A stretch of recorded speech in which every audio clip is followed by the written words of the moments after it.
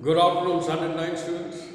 Now, when the foreigner had taken out the 100 rupee note, now Munni had not seen a 100 rupee note in his life before. He managed to see the 5 rupees and 10 rupee notes. He could identify them by their color. But even when he was in his prosperous days, he did not see any notes. He was still dealing with coins. Okay, copper and nickel are referring to the coins.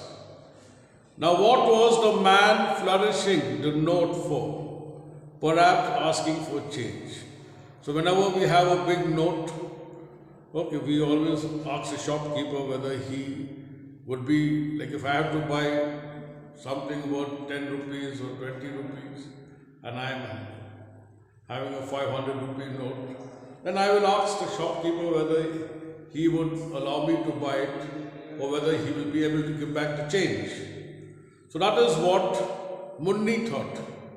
He laughed to himself at the notion of anyone coming to him for changing 1,000 or 10,000 rupee note. Okay. Now for him it was a big joke. Like somebody is coming and asking, showing him a big note and asking him for change. And he was thinking, just imagine somebody is coming with 1,000 rupee notes, 10,000 rupee notes. So he had a wicked smile on his face because poor fellow, what he knows about this change and these big notes that are being circulated. He said with a grin, ask our village headman. Now again some information that what goes on in a village is now being told to us. Ask our village headman, who is also a money lender. He can change even lakh of rupees in gold sovereigns if you prefer it that way. He thinks nobody knows, but dig the floor of his puja room and your head will reel at the sight of the hoard. The man disguises himself in rags just to mislead the public.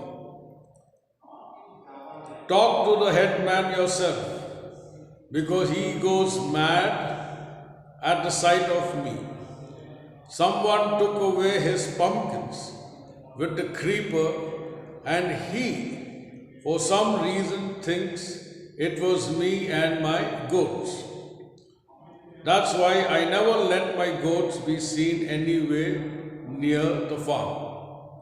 His eyes travel to his goats, nosing about, attempting to wrest nutrition from minute greenery peeping out of rock and dry earth. So now the story is about, he says, if you want change, so why don't you go and meet the village headman? He has got plenty of money. Okay. So he can exchange even lakhs and lakhs. He's got plenty of money. And what he did was, just under his puja room, he has dug a hole and hides all his wealth. Okay. And he dresses up in torn and old clothes, ragged clothes, to portray himself as a beggar. So the people are deceived. Nobody will know that the pujari has got plenty of money. But everyone knows that this is how the pujari or the pandit or the village headman moves around, and how he fools people by behaving or dressing up like a beggar. Okay. In the meantime, while talking to the tourist, he looked towards his goats to see whether his goats were, and then he says, I cannot meet the headman myself. If you want to exchange the notes, then you can go yourself and talk to him. Because if I go with you, he will look at me And then whenever he looks at me, he gets mad. I mean, he gets very angry when he sees me. Now the reason was that somebody had robbed his pumpkin with the creepers. And he holds me responsible for that. So that is why he does not like to see me anywhere around near him. And I also make sure that my goats are never even found grazing in front of his garden or farm. Okay. Now the foreigner followed his look and decided that it would be a sound policy to show an interest in the old man's pet. He went up casually to them and stroked their backs with every show of courteous attention. Now the truth dawned on the old man. His dream of a lifetime was about to be realized. He understood that the red man was actually making an offer for the goats. He had never reared them up in the hope of selling them someday, and with the capital opening a small shop on this very spot, sitting here watching towards the hills, he had often dreamt how he would put up a thatched roof here, spread a gunny sack out on the ground, and display on it fried nuts, colored sweets, and green coconut for the thirsty and famished wayfarers on the highway. Now the foreigner felt that Munni was a hard nut to crack, and was finding it difficult to convince him. Okay. So when Munni looked towards his goats, then the American tourist also followed his eyes, and he said, "It looks like the goats are Munni's pets."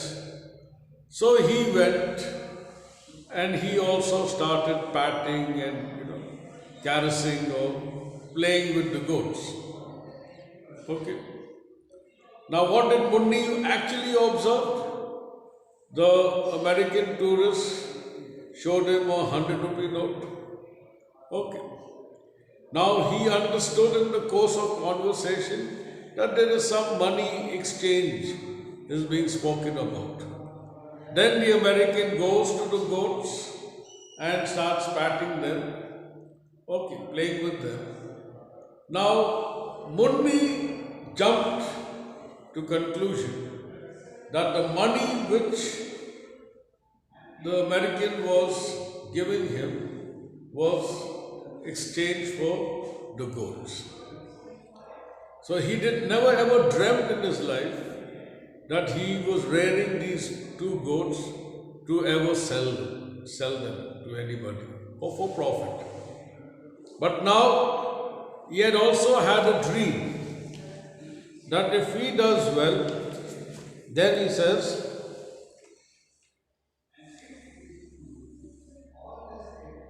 and now that one day when he will sell the goats with that capital, with that amount, he says he will open a small shop on this very spot. Now this is an important question. What was Munni's dream? Or what does Munni always dreamt of? So this is what he always dreamt of, opening a small line hotel as such. Okay. Now, the animals were not prize ones for a cattle show, but he had spent his occasional savings to provide them some fancy diet now and then. And it did not look too bad. While he was reflecting thus, the red man shook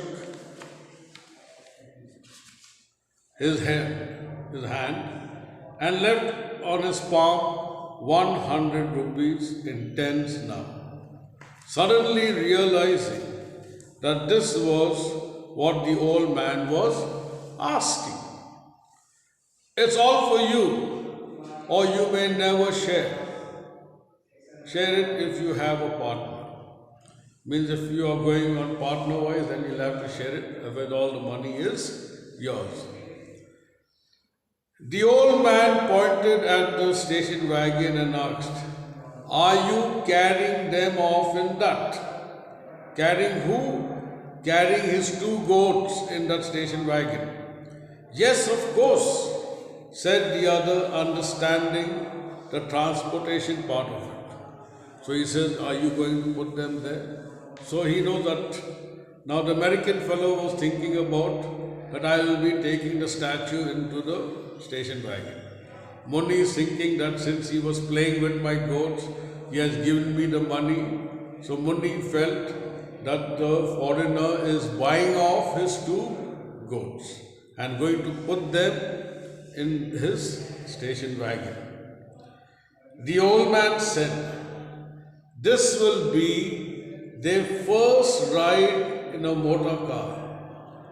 Carry them off after I get out of sight.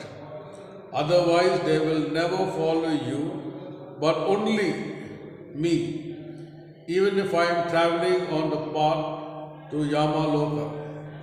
He laughed at his own joke, brought his palms together in a salute, turned around and went off, and was soon out of sight beyond a clump of thicket.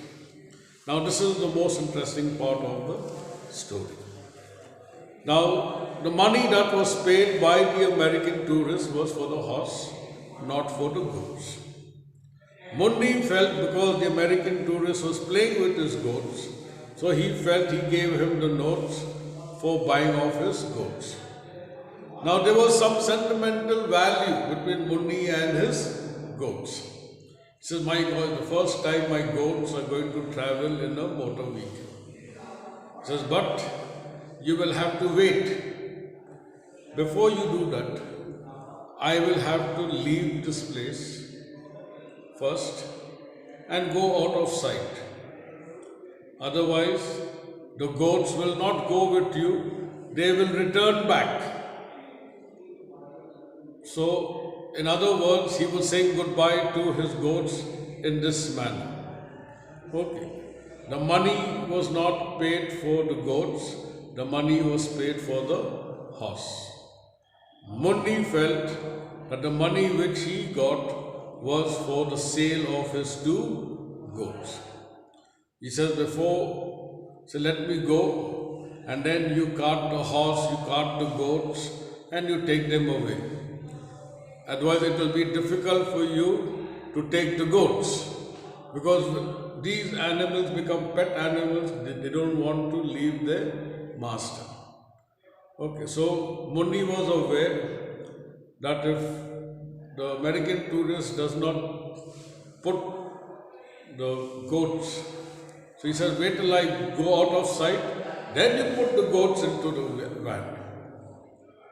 In that way, what happens? It will be very easy for you to carry them off.